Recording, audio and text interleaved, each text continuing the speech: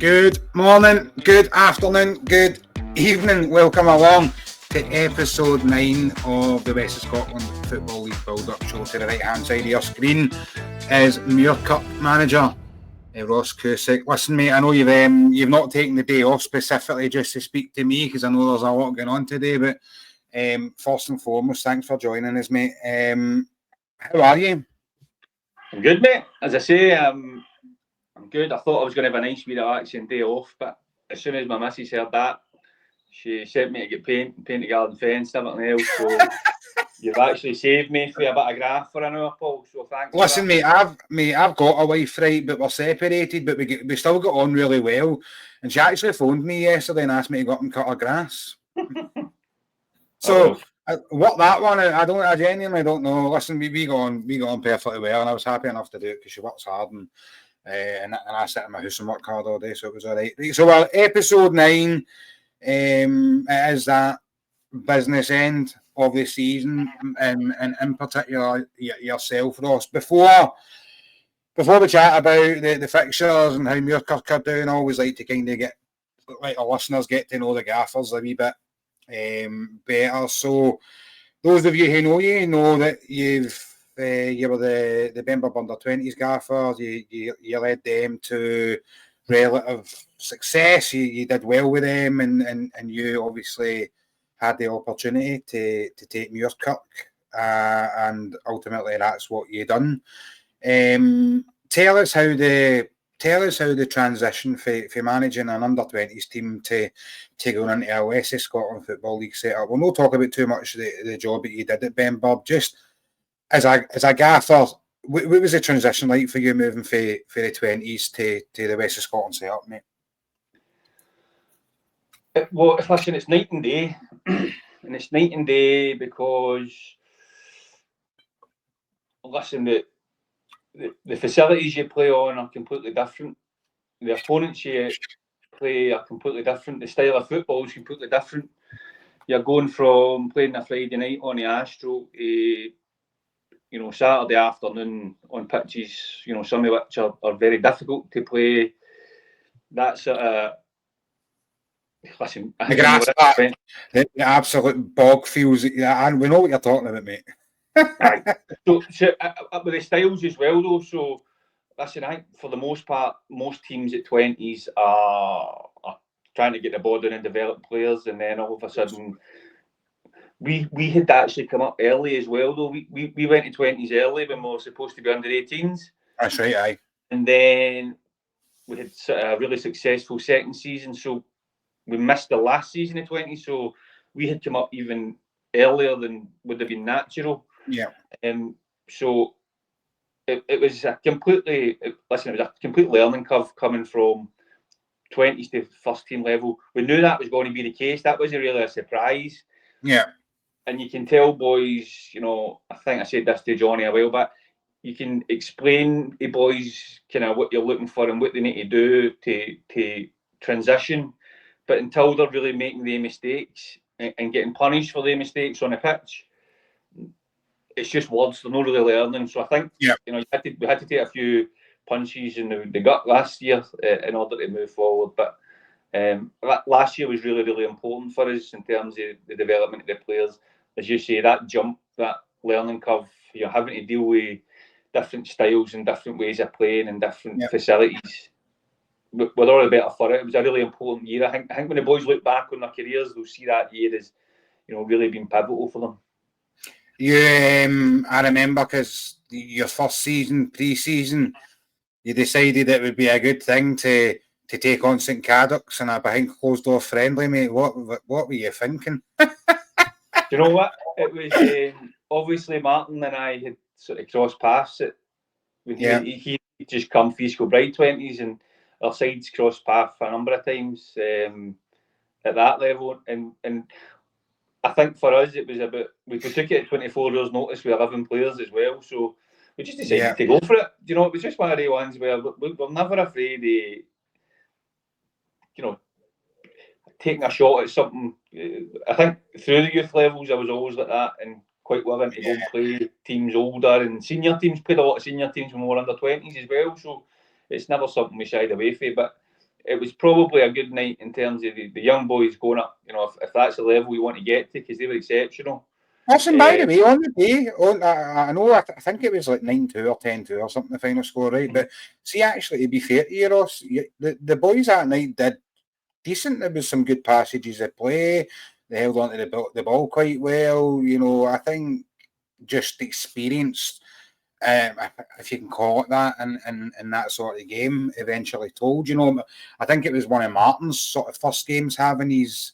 It would have been boys around. There was a lot of former East Kilbride under-20s boys involved in that game as well. You know, so there was a lot of the boys for the East Kilbride sort of senior team as well. Obviously, that DJ Colin that had just come in there as well. That came about at the same time as Martin moving. Do you know what I mean? So he almost shifted half a team over to St Cadoc's as well. So for our boys at that age, at sort of 18, 19, to go and test themselves, we were never going to shy away for that. We would always take that opportunity, as much as you know, it was a good night's work as well. You know, everybody was knackered after it, which is exactly what we needed. Yeah, did relatively decent in your first season, mate. Obviously, you mentioned just there that it kind of set you instead for kind of what's around the corner now. You're played. I've not got it up with me right now. I'm having problems with my tablet to the there we go, to the right hand side. So let's bring the second division up. You are, I'm pretty sure you're the ones that get kind of the most. Yeah, you've got 25 games played. You get 5 to go. You're sitting in third, 4 points behind Neilston and 6 behind Whitlets. But you've got 3 games in hand over Neilston and 4 games in hand over Whitlets. Also 2 games in hand over tonight's opponent. So, how are you feeling, man? Because I know, like, I say this in the show quite a lot. I've managed at amateur level for a long, long time, and that's my level. That's the. I would love to think that I could make that step up and manage a West of Scotland team, but I'm going to be honest with you, Ross. It's just probably I'm better than the media stuff. It's not for me, mate. I like my amateur football, but I know, you know, having sat second in my league for most of the season due to a 3-point deduction for Comet, otherwise we'd be top. I get quite apprehensive. I do wake up on a Sunday nervous at times. And how do you go about, I suppose, how are you feeling today? Because you know you've got 5 games to go, you know promotion's in your hand, but you know tonight, you know yourself, mate, it's going to be a right tough game at Muirkirk. By the way, the weather's minted. What a night for a game of football. Superb. So tonight is a big game. There's no getting away from it. It's a huge game. As you say, it's a lovely night for it. There'll be a big crowd. Cracking pitch, by the way, as well. It's a big park, isn't it, as well? It's a big pitch and it's a great surface as well. Darryl's done an excellent job to, you know, have Lanark on the brink of back-to-back promotions for a tough opponent. I think if we're honest, the top 5 teams in the division have all been excellent this year and you know, had a real consistency about them. Probably especially the top 4 at the minute. So each of those games, I think, you know, we've played Neilston twice, we've played Whitlets twice, we've played Lanark. In each of those games, there've been nothing between the teams. Do you know what I mean? There've been games that on each occasion, probably we beat Whitlets 4-0 at home. That was probably the one game where it was wider. But in each of the other games, there's no much in it. You know, it's just about managing the occasion and taking your chances when they come. So the night's no different. I think when you're looking at the league table at the minute, it's skewed because of the disparity with the games it's played. So it's just about PTSD, mate, to be perfectly honest with you, looking at it. Yeah, everybody really at this point has to just run their own race and get to a points total and then hope that points total is enough. So all will become a lot clearer in the next couple of weeks, but we've just got to take it one game at a time. But listen, they're all difficult games. Look at the weekend. I think most people would have thought, looking at the league table, Muirkirk will go and beat Yoker. It'll probably be quite comfortable.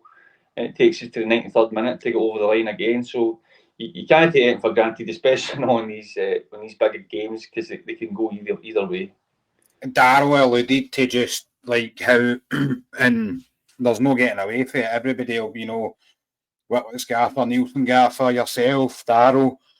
these will be a lot collar, obviously. I know mathematically they can't, mathematically we can't say they're out it, right? But they're out it. They're not going to. They've been too much of a yo-yo team this season to kind of maybe go and do that job, right? But you're looking at when you get a result, Lanark get a result. When Nielsen get a result, Hughes get a result. When Whitless get a result, Nielsen get a result. It's been a division, especially over the last 3 or 4 weeks. I know Darrell, especially because they've been on a right good run. But other than your game against Maryhill, nobody's really slipped up, Ross. Like everybody, I know you guys beat Nielsen, right? But something's got to give in those games unless it's a draw. But nobody has really slipped up. I know Whitlets again. I mean, just maybe fell off a wee bit there. They've only got the one game remaining, right? So I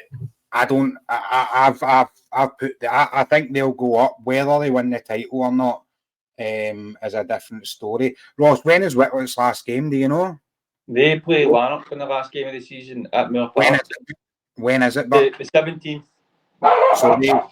So there you go. You did say, didn't you? So we have Whitlets not playing a game of football for 2 or 3 weeks. Is that right? That's right. They're going to have 2. I'd imagine they'll obviously play friendlies and behind closed door stuff and blah blah blah blah blah. But even look, that's a tough ask as well for them to sit about waiting. No really know how the last part of their season's going to pander out. A lot of people sort of alluded to us going to have to play midweekers. Listen, it's a different situation, I think, if you're in Arthurley's situation at the minute, where they're playing Monday, Wednesday. For me, having 2 Wednesday fixtures really wasn't an issue at all. I think we've always had that, so I don't feel as if it's such a a hectic schedule that it's going to take its toll. We've got a young boys would rather play than train anyway. That's the reality. For a balance, I think you would rather. I don't think I'd like to be idle for 2 weeks before what will probably be a crucial game. I think that would be quite difficult to manage. But listen, when the games land, will take care of themselves. It's not, again, you overanalyze these things. I think ultimately the games will come and they'll be decided, and it's about giving your best on the day. I think there's such high stakes that I think it will take care of itself. I don't think rustiness will play a part. It's going to be a fine end to the season, right? Listen, we'll crack on with the shows for building up the West of Scotland build-up, the fixtures, 45 to 50 minutes talking about the sort of fixtures that sort of maybe have meaningful what's the word for it? It has a meaning behind it, whether somebody will get promoted. We're going to go into the Premier Division, right? I don't think there's any. Actually, no, let me bring the match hub up, right? And we'll talk about the fixtures that are taking place tonight, right? I know talking about the Premier League, the Premier Division is quite hard at the moment because it's sort of at the top end of the table. It's done. Clydebank have won the league and won the league by a considerable margin, but there's a lot of uncertainty. Certainly at the bottom end of that table to go. So tonight, Benburb have to travel to Johnston Borough, and Largs have to travel to Beath. Right? Sorry, Beath travel to Largs. Let's touch on the Johnston Borough Benburb game. Obviously, Benburb are a club close to your heart, Ross. I would say. Yeah. You don't want to see them get relegated, mate. But I think certainly myself, having spoke to the people that I've spoke to involved at the club, they seem kind of conceded that might be the case. But as a gaffer, as a manager, you don't want to be one of the teams that takes your team down into another division, because I'm not too sure if Benburb will come back up, and especially with the reconstruction stuff happening, they would want to try and get back up, because they would maybe want to be involved in that, being one of the licensed club. Johnston Borough deducted 3 points, now nothing to play for, have a Scottish Cup semi-final second leg to play in 2 years' time or something, whenever that fixture, I think it's the 18th. I still don't really understand the thinking process around that, but I'm sure somebody will be able to allude to that. But what are the Winter Brothers going to have to go and do today, mate? I know that's a bit of a daft question, but what would you be saying if you were in that Benburb dressing room? What would you be saying? Well, I think they've just got to look at results showing about them. Listen, the Bens have been here before. There's boys in that dressing room who've been there before. Have went down for the Premier League with the Bens and been back up for the first division the very next season. So there is some experience there. Listen, it is a completely different squad to the squad that was there when I left 2 years ago. But they need to take heart for the. I mean, if you look at the result shots have put together, you've then got Hurlford winning last night. The teams are obviously getting a lift because they're fighting for their lives, and it can't so that'll be Hurlford again, not mathematically, right? But Hurlford are safe. Yeah, that's not as mathematically. It does look mathematically. Was it before last night though? Because I think the league, so that's the league table updated now, mate. So Hurlford have played 28 and get 29 points. Shots are underneath them. Played a game less, but get 7 points behind. And then you've got Benburb on 19, Darvel 18, Gartcairn on 17. Well, I think two of Benburb's remaining games are against Shot. I could be wrong, but I think they're against Shots and Darvel. That's 2 games with teams right round about you where you're going to have to win. Listen, they're going to have to go up with the intention of winning every game. That's sort of where they're at. But I think they need to go. I mean, somebody will correct me if I'm wrong, no doubt, but I think they actually have to go to Hannah Park to play Shots. I'm sure. Right. Yeah, I think that'd be right. But listen, who knows? Listen, they're right up against it.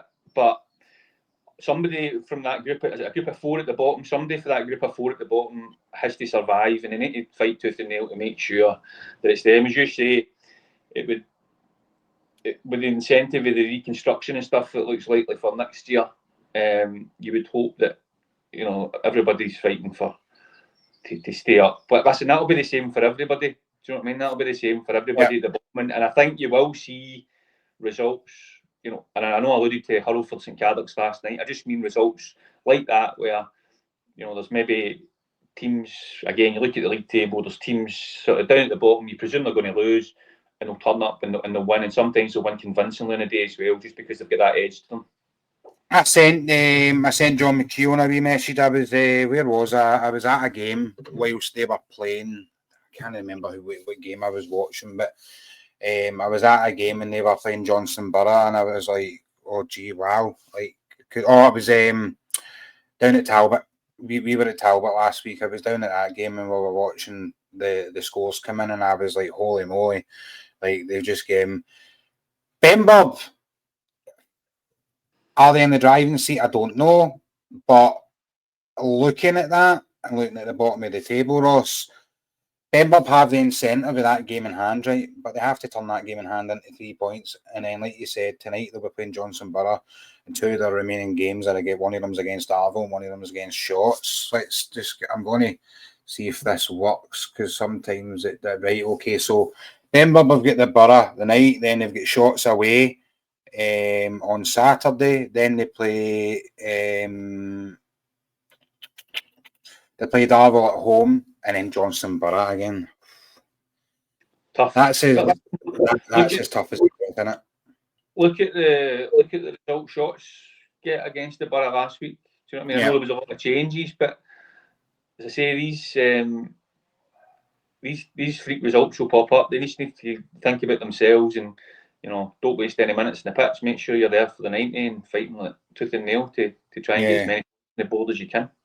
And this is what I think is what the problem becomes when your championship has been won so early on, Ross, because you now have Clydebank, who I know that they don't come directly into the mix at them, but you now have Clydebank, who have sealed, are now preparing for a playoff, which looks like it's going to be against Musselburgh, given that they beat Hillabith Hawthorn at the weekend.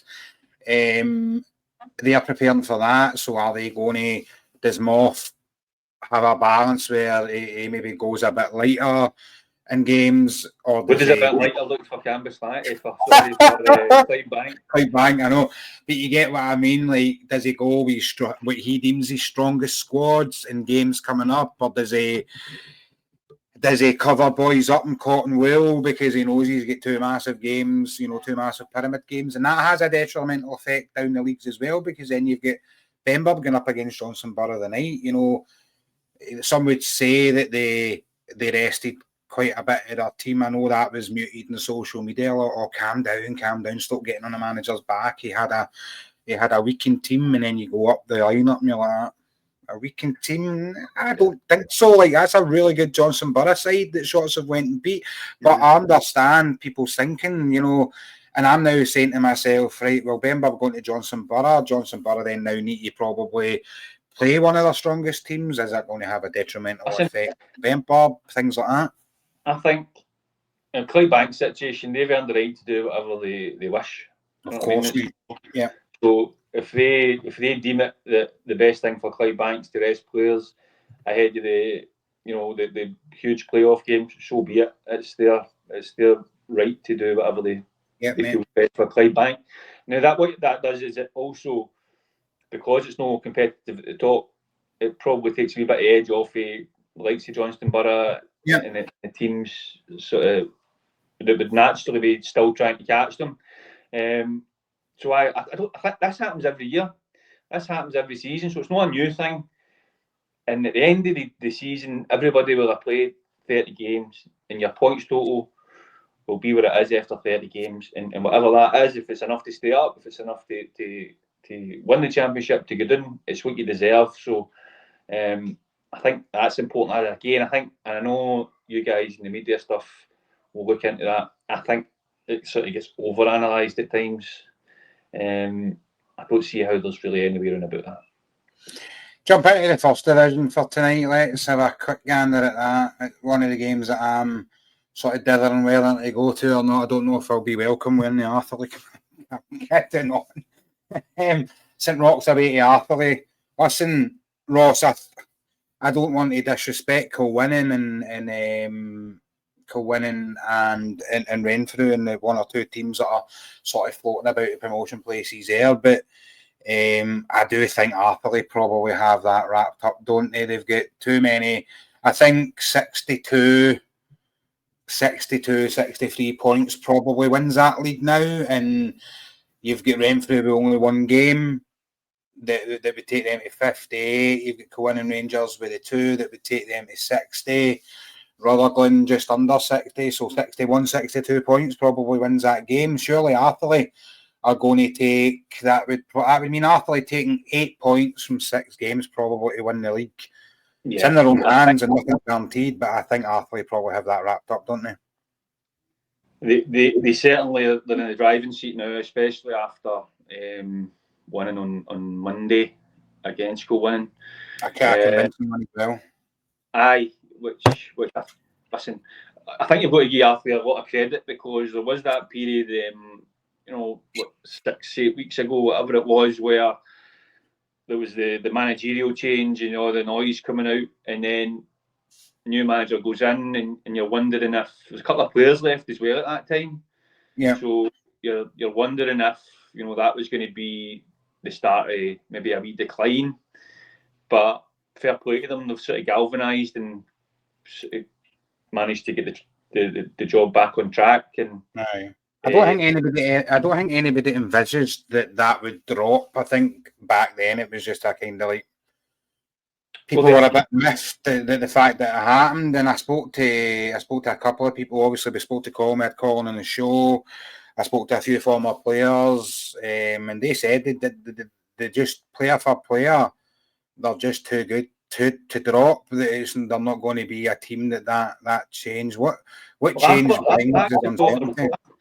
I thought there was a wee dip in that. I thought they had a couple of back-to-back poor results at the same time. So I think that was before. I think that was actually just before Colin left. So the back-to-back poor results. So then the manager leaves. So at that point, I'm looking at it going, is that going to fall apart? But to be fair to them, they've been brilliant, and they've been, everybody looked at the number of games that they play as well.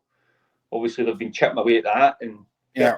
They're very much in the driving seat, and they'll be looking to get it over the line. Obviously, tight for the other places as well at the top. I'd love to see Kilwinning do it. I think Kev's been exceptional since he went there, and he done a really good job at Carry Locals last year as well, which I think it's overlooked at times with no budget. So I'd love to see Kevin got with his team another license. The Candy tonight might have something to say about that. And I know if Kendall was watching this show, he would be like, Paul, man, what are you going on about? Like having Arthurly just winning it, because he'll feel that they're very much in the mix as well, because they've got 4 games to go with 12 points to play for, which would, if Renfrew were to win the last game, it would take them 2 points behind Renfrew, and we're touting them to go up as well. So surely we've got to have Kendall and his rock team in the mix as well. They'll be wanting to do one in Arthurly tonight, and I know Arthurly won't like that park. No, possibly. Obviously, they've got a wee bit more work to do, the Rock, but they're not in it. It's going to be interesting. Again, it's one of these things where when you've got teams and there's such a disparity in the games played, it's easy to start counting up. People do it in our situation. They start counting up, right, 3 games, 3, 6, 9 points. It's highly unlikely. Do you know what I mean? You've got to earn every one of them. So, as I say, with the midweek fixtures over the next 2 weeks, everything going into the last weekend should become a lot clearer. You'll have teams that will start to fall off and it's not there for them anymore. And then for each of the leagues, it looks as if certainly for the first division, second division, promotion places in the third division, it's all to play for. I'm going to skip the second division now, mate, because we'll look at that in a bit more detail when we're chatting about your game with Lanark, and then obviously the upcoming game on Saturday as well. A couple of games in the third division tonight. Perthshire host Ulrai, Glasgow United host Finnart, and Threave Rovers at home to Glasgow Uni. A few of those games, not a huge amount of movement will happen. Glasgow United still lingering in that relegation zone. But let's touch on Threave, who have quite a few games in hand over their opponents above, but they're no lighting up for me. I said 3 or 4 weeks ago when they had 10 games remaining, I think you'll see them really climb, but they haven't. And that game tonight against Glasgow Uni is 5th versus 6th. It's going to be a tough game for them, although I don't know on a Wednesday night what sort of team the Uni will have heading down to Threave for an 8 o'clock kickoff. You would hope you'd have your whole squad, but I'm going to assume season as well, isn't it? Well, this is it as well, mate. And like you say, they are a Uni team. It's exam season. They might not have a full squad. Their manager might go, right, look, listen, maybe the education's a bit more important than the actual football, given that we're sort of mid-table. But Threave still sort of firmly in the driving seat, given that Thorn, Cusick, Ardeer have all played 28 and Green have played 27. Threave have played 23. So I suppose the talk is, can Threave win tonight, and can they mount a challenge for the promotion spots?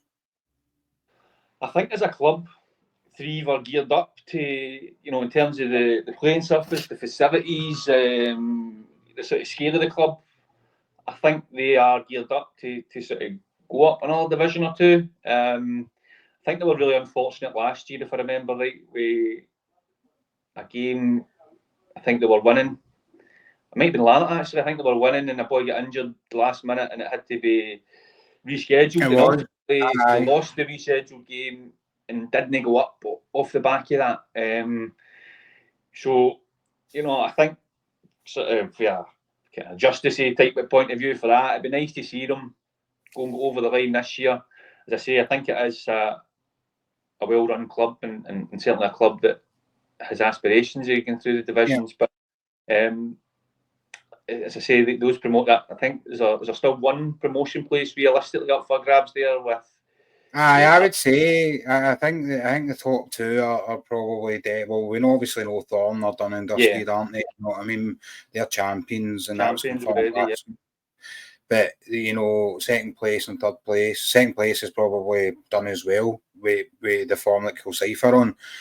So that's sort of last place. And I think Greenock have came off the gas a wee bit. I know they got a good win at the weekend there away to Dalry, but they came off the boil a wee bit. So that's kind of.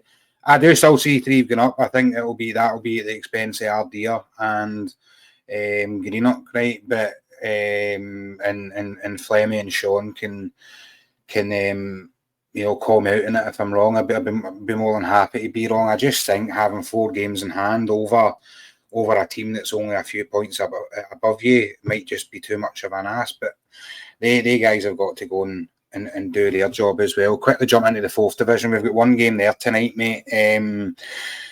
Doesn't really matter. Nobody goes out the 4th division, and both teams are sorted down the bottom end of it. East Kilbride Thistle take on Loyal. But let's quickly touch on. I know obviously I'd need to double check with Azza because I know obviously Azza still knows a bit that goes on there, but they've obviously announced that the gaffer that was there with Azza, who took over for him, is leaving the job or has left the job. The boy Stephen O'Kane. Is it Stephen O'Kane? Am I right? Yeah. So Mark, I think Mark's. It was when Azza moved on. It was Mark Steele and John Steele. Steele job. So, and then I think the club had given Steele assurances that he would be there next season. And listen, allegedly they've been speaking to another man. Listen, as I say, you're submising, Ross. You're submising. But apparently there was a wee bit of something going on behind Steely's back, and allegedly, as I say, and he's decided to walk away for that. So, as I say, I don't really like to wade into these things, but I can do that for you, mate. Right. So PG publicly kind of said on the Saturday Live show that the rumour is, and as I was on that show, and he didn't, like, as is a professional like yourself, it's hard for you guys to come out and openly because don't want to be putting targets in your back because there's a chance you can come up against these guys in cup competitions. But ultimately, there's a rumour floating about that there's a wee bit of money available that could come into East Kilbride probably through the management route. Whether that's true or not, I'm surmising, but we're putting it out there. And listen, I don't care. Like personally, I like when teams come in with a bit of money and just go gung ho. Listen, I love Football Manager. I'd like £1 million just to take to a club and have a laugh with it. You know what I mean? Ultimately, that's not my goal. And listen, there's been times it's happened. I know Darvo were one of the teams that kind of came in the last few years that had a bit of money and spent it, and ultimately they got a bit of success, but no the success they were looking for. Success for me would have been them getting into the Lowland League and looking at the SPFL further down the line. That never happened because it ended up being Trinent that beat them and getting into the Lowland League. But what I like is with John, just going on the flip side now, Johnson Borough doing it now. I don't think they're doing it badly. I think there's a lot of infrastructure stuff going in to Keene Park. When there's money about, people just get jealous, don't they? They do, but I think there's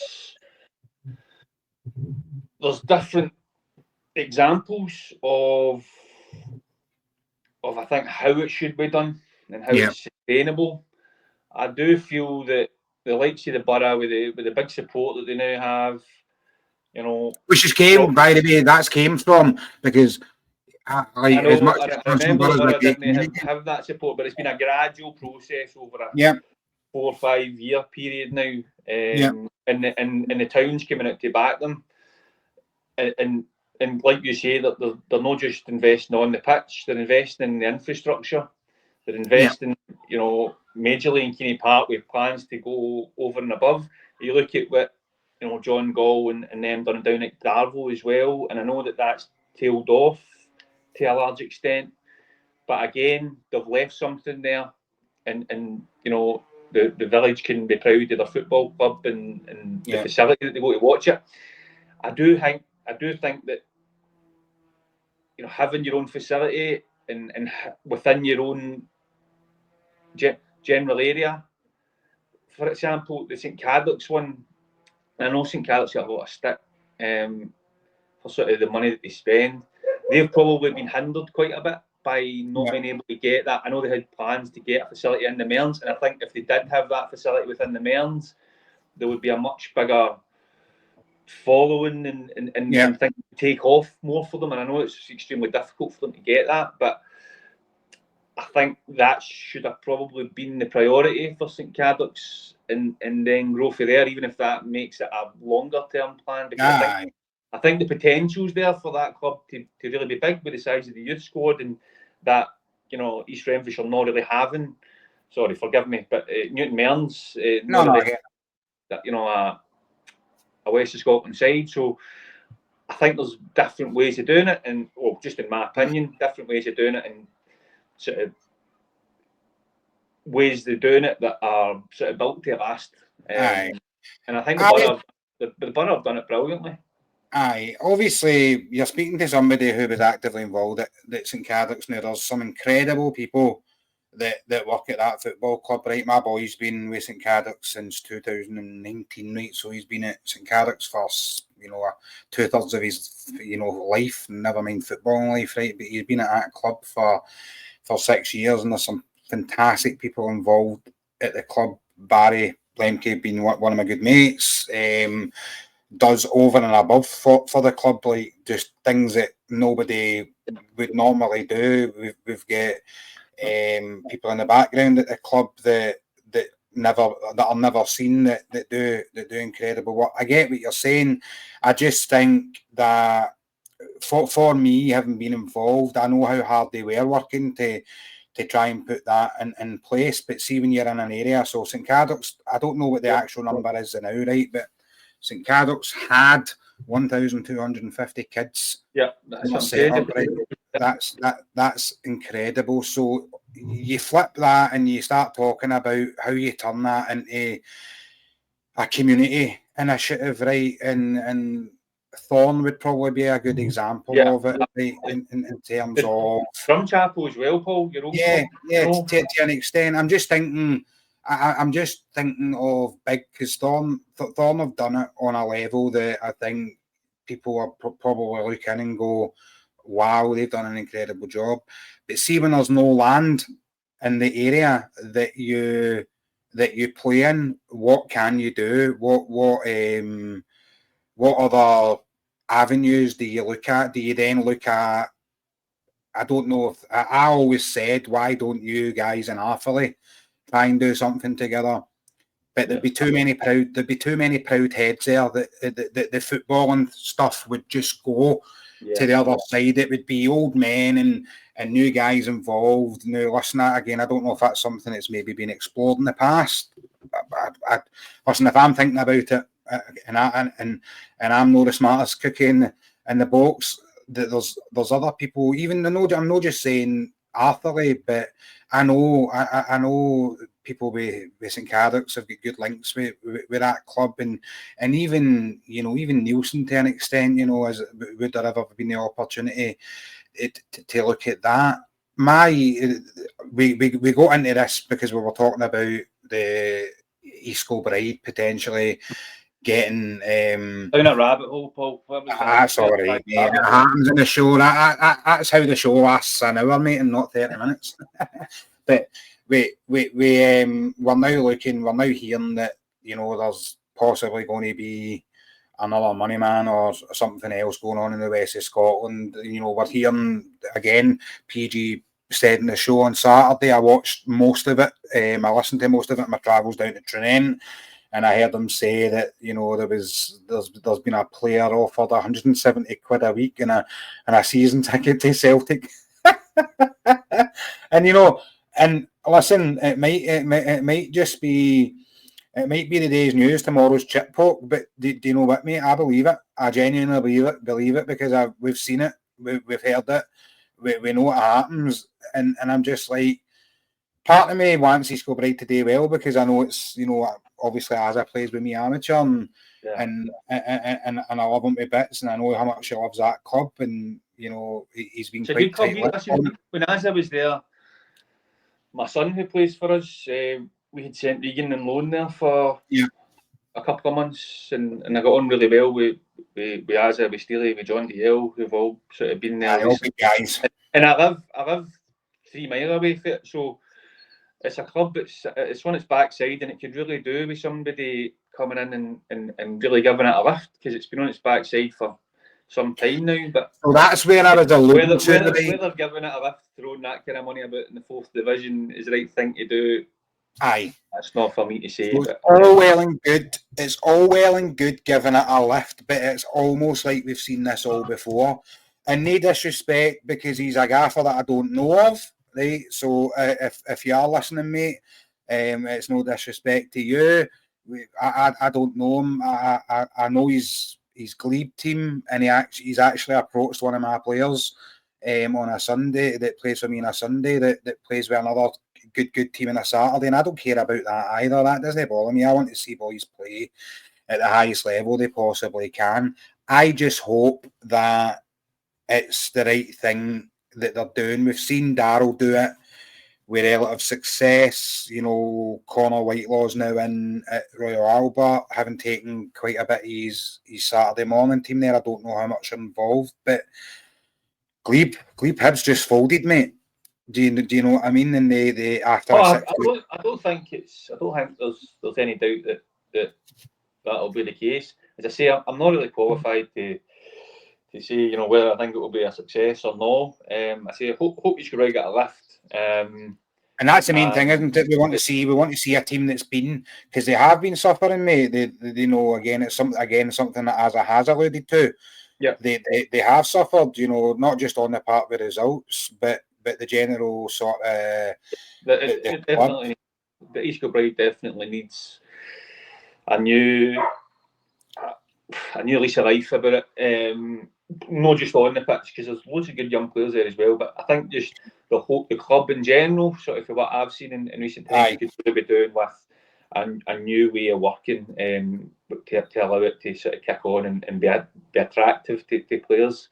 The boy Kane's not going in right away, I believe. I don't think he's. I think he's going to watch for afar the last couple of games, and then I would probably hazard a guess that his hard work started now.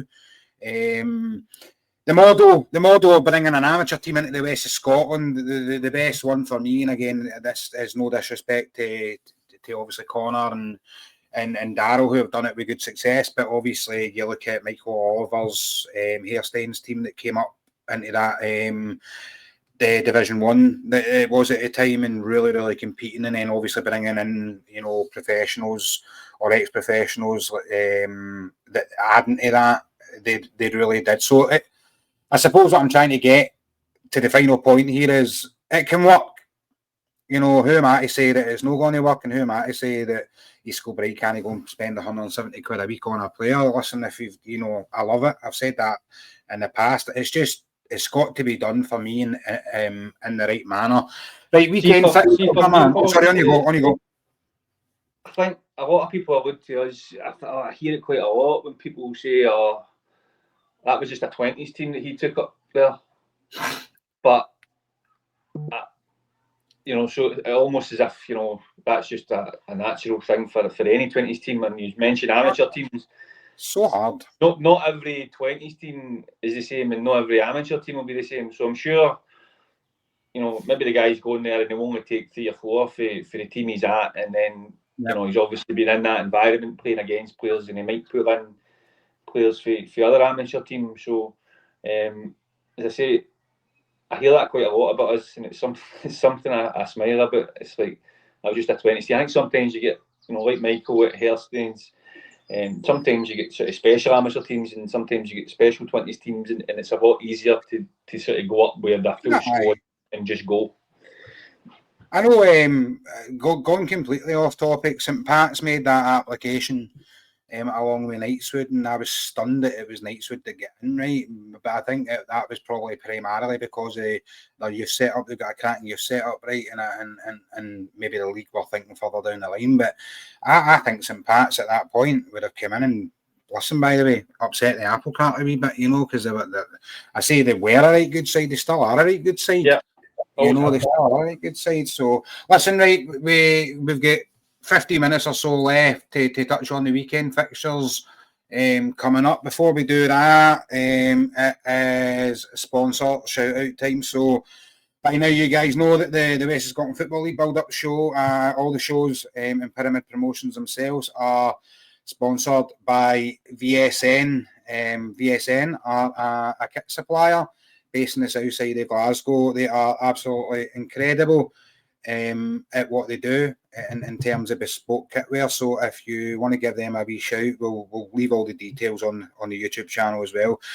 I normally have the number ticking underneath, and I normally follow that, but I've not put it up, so I've made myself look like a bit of a diddy there. But anyway, VSN top kit suppliers, definitely check them out. Roxburgh Insurance Brokers also as well. You can see advertised at the top right hand side. Fantastic insurance brokers, recommended by our very own Des Roach. You can Google them and see what they're all about. And the West of Scotland Build-Up Show is on X at West of Scotland Build-Up. Right, Ross, let's rattle into the final part of the show. Weekend fixtures, which is normally what we're all about, but these weekday fixtures have really kind of made it a little bit, well, not difficult, but it's made the show a bit unnecessarily longer than it should be. But again, into that just about finished Premier Division B, Auchinleck, Darvo, Clydebank, what I was talking about earlier on in the show. Gartcairn host Troon, Johnson Borough have Largs visit, Shotspawn Accord at home to Benburb, St Cadoc's at Glenafton. Now, we're talking about that Premier Division when we were talking about the weekend fixtures, and this was the fixture that I was talking about. Darvo, Clydebank, game of the day. What are Darvo coming up against on Saturday? Well, they're coming up first and foremost against the champions, right? And we said, would it be a depleted champions? And you said, what is a depleted Clydebank? Because player for player, well, we know Moff signed, maybe one or two players for each position, so they're easily transferable. Darvo have got a right tough test ahead of them, aren't they, on Saturday? Yeah. What Moff will also have is boys who are desperate to try and force their way into the team for those playoff games. Absolutely. Everything that will come with that. So I'll be surprised if Clydebank, with everything that's at stake, that's a club that's desperate to go up to the lower league, but they're geared up to go beyond that as well. So I'll be surprised if they lose their edge between now and the playoff games coming. They won the league and then get spanked off of Largs 3-0, but we know Largs will get that in them. As they managed to recover for that quite quickly, and obviously lifted the trophy last week. The pressure now goes to that playoff double leg tie. What do you think? How do you think Moff's thinking? You mentioned there that there'll be players looking to break into the squad for those two very pivotal ties. How do you think Moff will be preparing his team for the game on Saturday? I think it'll be full pelt. They know what's at stake. They know what they need to do. I think they'll be favourites, but yeah, he'll have a fair idea. I think he's always when I looked at the team, I know he's had great options to come in at times, but yeah, I think he knows who his main men are, and there might be one or two that are up for debate, but ultimately that's what the boys, out with that main group will be fighting for to try and get into Moff's thoughts for starting the game and for coming onto the game as well. To make him have to think about his squad. Yeah. Don't I've said in the show before with different managers, I don't often put managers on the spot because I don't like doing it, but it's not your division, so we're going to date with you, mate. Right? So if Clydebank beat Darvo on Sunday, is that a tough ask for Mick to keep them in the division with 2 games remaining? It's a tough ask when you're down there anyway. So for each, I'd say the same for each of the clubs at the bottom at the minute. It's going to be a tough ask because it's easy to say, with 4 games to go, 3 games to go, there's points. But if you've not been picking them up all season, it's difficult to go and get them. What I will say is, I think there will be shock results between now and the end of the season down there. Yeah. But Darvel will still get Benburb to play. It will be tougher should they not win at Clydebank, but I don't think he would give up on it. Shots been recorded against Benburb at Hannah Park. I've said before, I don't think they've actually, I know it's daft to say in a season where they've only won 4 or 5 games, but listen, by the way, Shots have drawn a third of their games this season. They've they've rode top teams very, very close. They rode Clydebank close as well.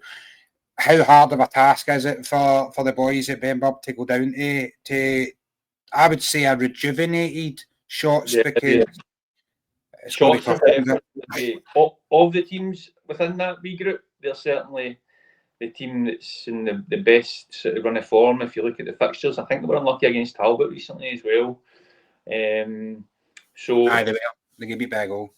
They're certainly well in it. It'll be tough. It's always tough to go to Shots. It always has been. But like I say, you've got to the points. If you're going to stay up, the points you've got to come from somewhere. So I don't think too many of the teams at the bottom will be too concerned about the opponent. They'll just want the games to come to give them that chance to get points on the board. So I hope Benburb can do it. It's obviously a club I was at for a few years, so I really hope they can do it. I do think they're up against it, but I'll be wishing them well. Well, I won't ask you who you think will go down there in the bottom threes, because I think obviously we know where your loyalties lie, and you hope that Benburb stay up. But basically, you've got Shots, Starveling, Gartcairn come down, Ross. We'll see. I'm kidding on. I love that. Do you? We'll see. I love that.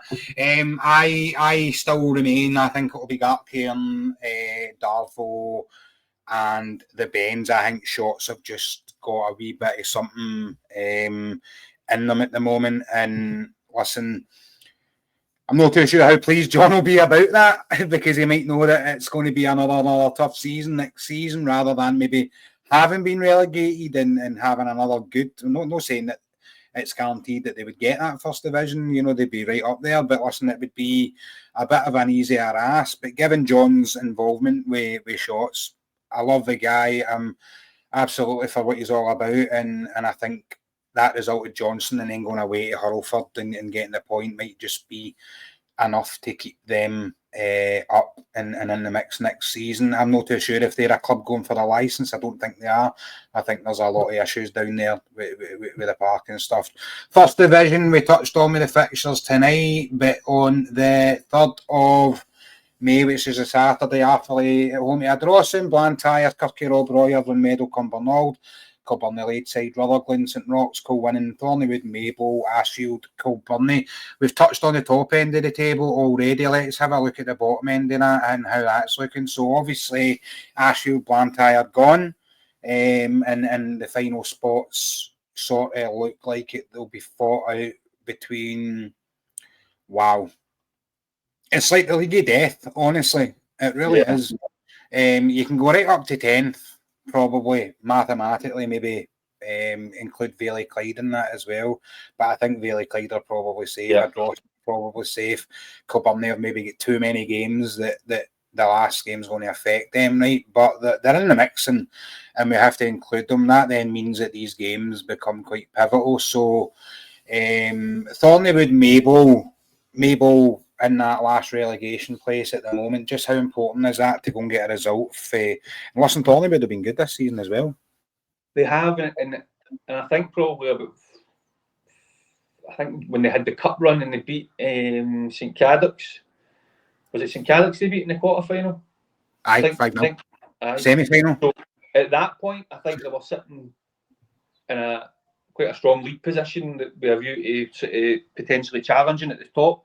Now that hasn't happened for them off the back of that, but they can certainly still have a say in who goes up and who goes down with the games they've got to play. But Maple, I know we played them in the funny thing is, sorry?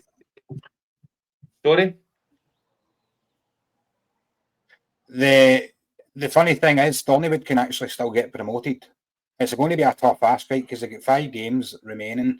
So they've got 2 or 3 remaining over all the top of them. I just think that points gap is going to be a bit too much. And if they did want to put a statement out there, it probably had to be made on Saturday past against Rutherglen, which they weren't able to do. Rutherglen ran out 3-2 winners. It's been difficult for them. For Maple, it's obviously been a difficult season with think off the pitch they had a few issues around about sort of January, Christmas time, and then the manager left to go to Whitlets. Yeah.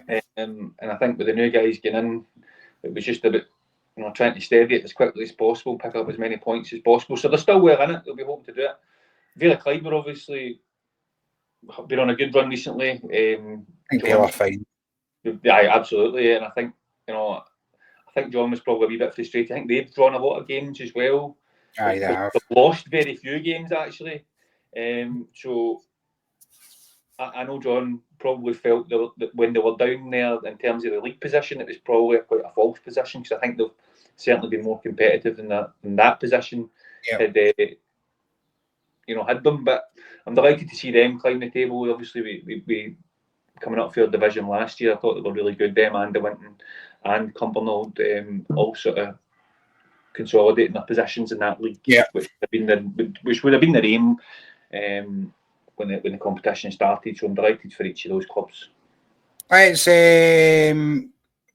jump into second division very quickly. We kind of covered that.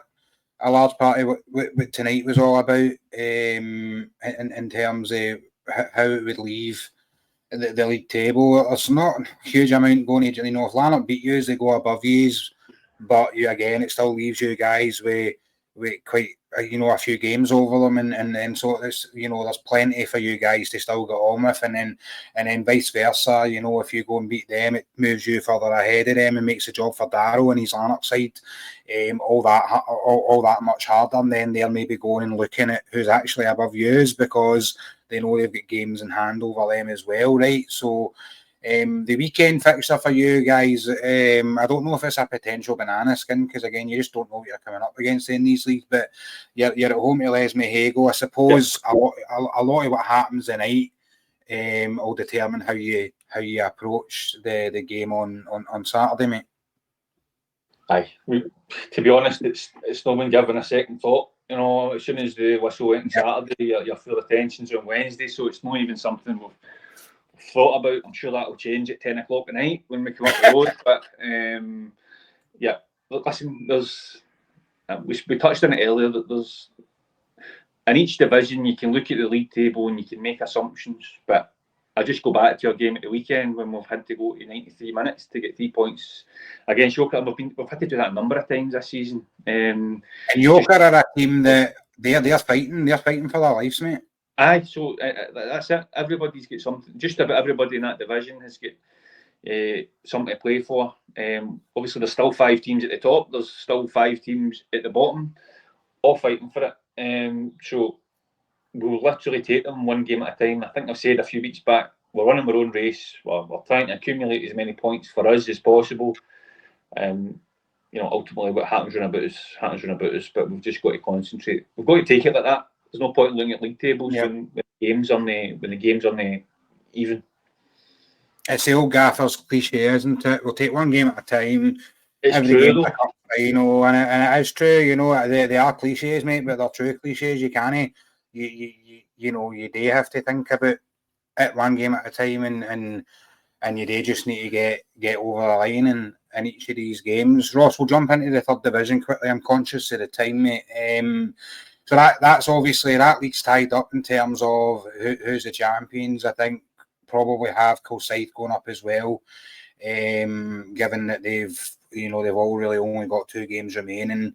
Ardee are in that other promotion spot, but Greenock and Thrieve. But by the way, something's got to give this Saturday, because Ardee entertain Thrieve. So for me, tie the day probably. Would you agree that Thrieve probably have to come up to Ardee on? It's not as much travelling as they would normally do, because I suppose they can come over the other side of the country rather than have to come all the way up to Glasgow. But that's an interesting fixture, isn't it, in the promotion battle? It is, and there'll be a few of them all over the divisions at the minute with the midweek games as well. But obviously, that one where the 2 teams been neck and neck, probably a similar sort of edge to it is the game that we'll play against Lanark this evening. 2 teams desperate to try and achieve promotion, and for Thrieve, it's one of those games where it's obviously a game in hand, but it's an opportunity for them to land a blow on direct rival for that promotion place as well. So these games are brilliant. Do you know what I mean? I think one of the hardest things for me to deal with last year was our season was sort of over and done. We got safe by about the end of March, and then we had a horrible period where games meant nothing. So I think for anybody, for any manager, for any player, for any club to still have everything to play for at this stage, it's what it's all about, mate. It's why we do those Monday, Wednesdays in the horrible winter. So both of those clubs will be desperate to try and win that one and put themselves in pole position. It's good for us as well because at least we've got something to talk about, you know. Because every time I sit down and maybe do a wee bit of prep for one of these, I don't do an awful lot of prep to be perfectly honest with you. But when we sit down and look at the leagues, I'm like, oh, Premier Division again, man. You're forgetting it's not quite wrapped up because there's a relegation battle, and that's just as intense as a championship battle. Talking about championship battles, there's none better than Knightswood, Port Glasgow at the moment, is there? Because 2 games remaining, only 3 points separate them. And, you know, if anybody slips up, any day to slip up over the next 2 games, Port Glasgow have that massive goal difference that basically equals a point, you know. So, listen, I'm going to just quickly check because I know Knightswood, if I remember rightly, have got Eglinton. Yeah, so they've got Eglinton away this week and... sorry, not Kello. I've lost my chain of thought now. Sorry, Port Glasgow. Are they? Doesn't it look? They're according to this, they're not playing. Right. So they're not playing. So for me, that's a lot. That's some pressure then going on tonight, isn't it? Knowing that they have to go and get that win. They have to go and get the win, really. They'll also be looking at it. You know, if we win, it's pretty much there. So, aye. Unless I think that was looking quite interesting. Did Port Glasgow slip up at the weekend? Did they drop points at the weekend? Aye, they did against Newman. It just created that sort of 3-point gap. I know they've got a superior goal difference, but you would never expect a team that scored 105 goals, and again, no disrespect to Newmans, but you would never expect, you know, them going to Victoria Park with 105 goals scored that they would play out a 0-0 draw, would you? No. At a time of the season where it matters so much. There you go. It's one of those fixtures that beforehand 99% of folk would have been back at Port Glasgow to go down there and win comfortably, and it just shows you at this time of the year it doesn't work like that, and you've got to earn it every time. Listen, we know that they're pretty much, well, they are up. They're up along with Knightswood. Kello occupy that last promotion place, and I called it would be them, but they've got a bit of work to do still. I think it will be them. Kello they're away to WOSFL. It's going to be another tough ask as well, you know, because if Easterhouse then go and win at Easterhouse, they've no game this weekend as well. So there's a lot of pressure on Kello as well, you know, to go and make sure that they get a result against Josh Gardner's WOSFL on Saturday. Yeah, I think Kello have been really consistent actually. I don't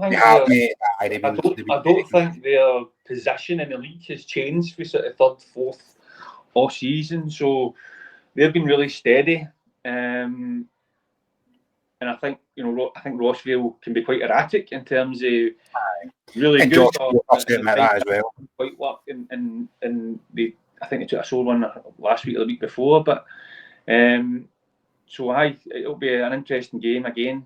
Kello probably definitely favourites for that 3rd position, and it's probably that sort of steadiness that they've had all season has probably served them really well in that division, and just making sure that they've been steady and picking up enough points gradually as the season goes on, which ultimately has put them in the position they're in now. Don't think they were ever going to win the league, to be honest, with Knightswood and Port Glasgow, but they've done enough to put themselves in the driving seat for the 3rd spot. Awesome, Ross. Episode 9's been a cracker as usual. We will watch the next 2 or 3 weeks. I think the league's the league setup's due to finish around about the 18th, around about when Clydebank. I think the last games of the season's maybe hits when Clydebank have their first leg. Obviously, we'll give Clydebank a shout out. Absolutely, the whole of the west of Scotland's for you. Well, I believe so. Anyway, I think a lot of the teams in the league setup will be behind Clydebank and want them. Well, it gives other teams a better chance of getting out league and all, doesn't it? If they're not there, you know what I mean. So I think we're all there. And the hope of Clydebank. First and foremost, Ross, thanks for coming on. Secondly, a very good luck to you tonight. I've had both you and Darryl on, obviously, get a wee link with yourselves, helping with your graphics and stuff like that with your social media. So I don't want to call it. That's when I sit in the fence now. Because you guys are top boys, and I'm sure there'll be a lot of respect for you both tonight. And I hope it's a draw. Well, I don't. I hope it's a draw for me anyway. You know what I mean? No, listen, best of luck, mate. Thanks for coming on and giving us giving up your Wednesday for us, mate. And yeah, so Paul, I better get back to taking this fence before my wife comes up. I bet I'll get back to sitting down playing rivals on FIFA, mate. Yeah. Right, mate. All the best. Thanks very much, man. Cheers. Bye bye.